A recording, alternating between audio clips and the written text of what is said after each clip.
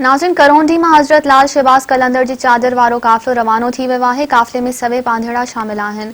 वधीक तफ़सील ॾिसूं था रफ़ीक सुमरो जी हिन रिपोर्ट में। करौंदी में जिते हर साल जहाँ हिन साल भी लाल शहबाज़ जी चादर चढ़ण लाइ मुख़्तलिफ़ जगह को काफ़िलो निकिरी आहे।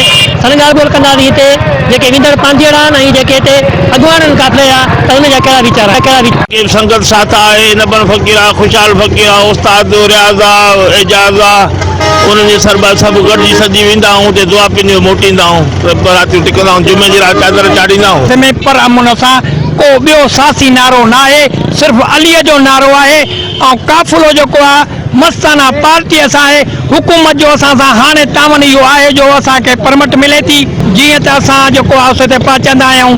इन में जो नंगर वग़ैरह कंदा आहियूं। नंगर खां बाद में असांजी चादर हूंदी आहे 4 बजे चादर जो टाइम आहे, 12 खां वठी 3 बजे असां नंगर जो टाइम आहे। जुमे जी राति ख़मीस जी राति असां वटि फनकार हूंदो आहे। ही जेको हर साल वांगुरु काफ़िलो आहे उहो हिन साल बि रवानो थी वियो आहे।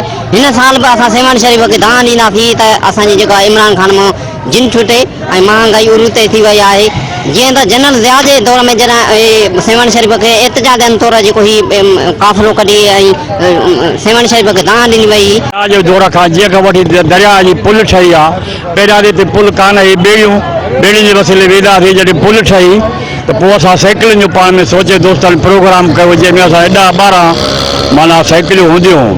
उन खां पोइ कुझु दोस्त ईंदा विया आहिस्ते आहिस्ते। हाणे जेको आहे रेशो मोटरसाइकिल वधी आहे। हाणे त हज़ारनि जी तादाद में जेको असांजो काफ़िलो रवानो थींदो आहे हितां।